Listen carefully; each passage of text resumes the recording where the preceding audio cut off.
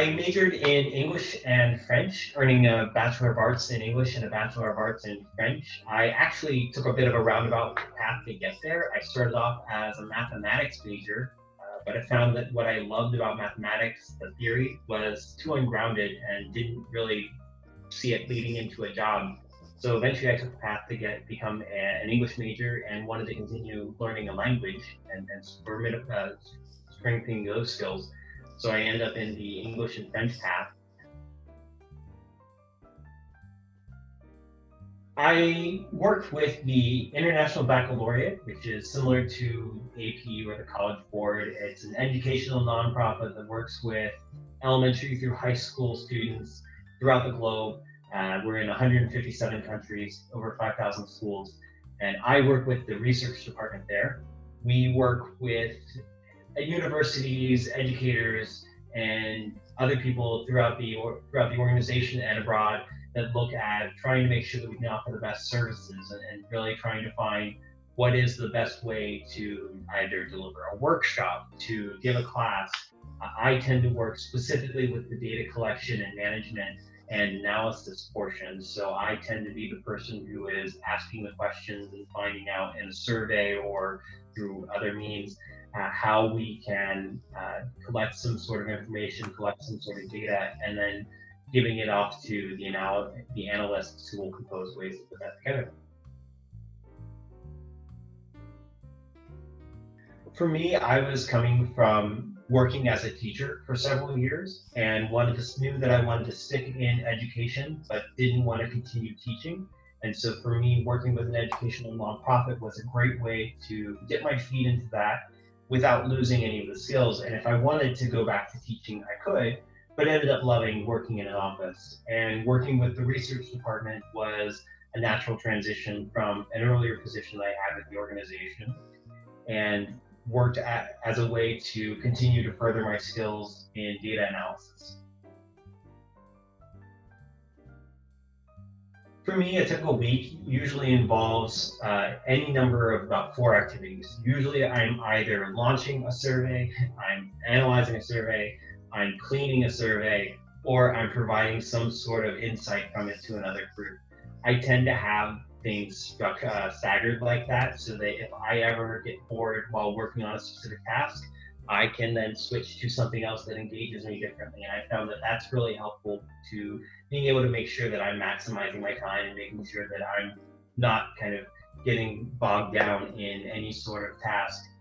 Being able to switch between each of them is a way to keep myself engaged and involved in it. For me, one of the most satisfying things is knowing that I can provide an insight that someone else doesn't know how to find. When I was working as a teacher, it was being able to elucidate mathematics for a student who has sworn off math since algebra was introduced. Now it's thinking about my managers who may not have the tools to be able to work on an analysis, but who are interested in some sort of insight that might be able to help the school or help make sure that we are providing something the best way. And for me, I'm able to provide that to them and make things a little bit better in an incremental way. Certainly, we're in a period of flux for organizations, for education, and anything in between. The next 5 to 10 years, we're going to be seeing a large shift toward working remotely for organizations. For education, we're seeing a strong shift in terms of being able to do everything virtually. And so we're going to see a large change in that direction. The other aspect that I would note is that we're seeing a lot of smaller organizations start to take on data analysis. And with that, there's a strong ability for anyone who's interested in providing some sort of analysis and working in the data science field to be able to fulfill a large role within that organization in bringing that program up to snuff. And so that's going to be an important thing for next 5 years, 10 years, to be able to get those people into those positions where they can help grow a role in data science. To be able to work in a data analysis, field or in a research field, one of the most paramount things is attention to detail. Whether that is making sure that you are checking over a data set and making sure that it is readable, or if it is ensuring that in a research capacity that what your methodology is repeatable for another person. That's paramount for any sort of analysis to be believable. And so one of the things that we always try and train new hires on is ensuring that they are paying the absolute most attention, because every detail in an analysis field is important. There's not something that can go under the radar or can be swept under the rug. That's something that I struggled with at first and have developed, and that's been one of the most important skills to be able to take from it. So to being able to pursue that. The same way that I learned about the job that I got through online resources. For me, I used Indeed. That's one of the best ways that I found in terms of being able to find a job, and that's when I've spoken with our HR managers, that they've used a lot of resources such as that online, and that's been the best way to find us.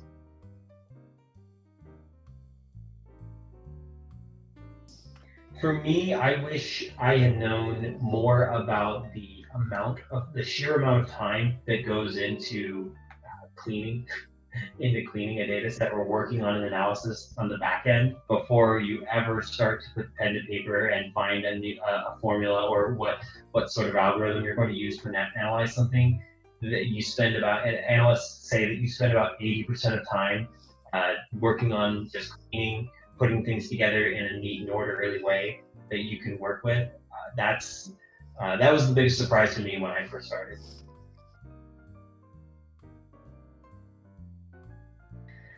The advice I'd give to anyone trying to enter the field is make notes. Take notes of everything.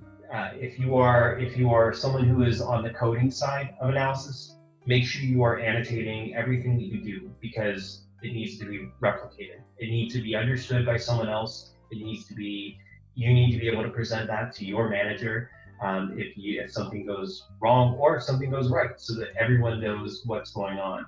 If you are on the analysis side of it, then you need to be able to replicate your results and have someone else replicate your results, or else it becomes invalid. So, and if you are on just the data cleaning side, people are going to want to know what happened to cleaning a year and a half from now, and you are not going to remember a year and a half from now what happened. So making notes about everything is absolutely paramount.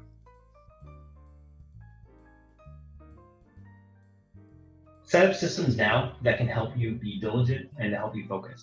This is the time to try new things. If you don't already have a way of working, then this is the time to figure it out. There are a plethora of resources out there that you can use to figure out what way studying and what way of finding and getting through things will be best for you. And I would recommend take a semester, try one out. If it doesn't work, start a new one the next semester. If that doesn't work, try a new one the next semester. Try a different one for a couple different classes. But this is the time for experimentation and trying that sort of thing out. Why not try it out with your studying habit?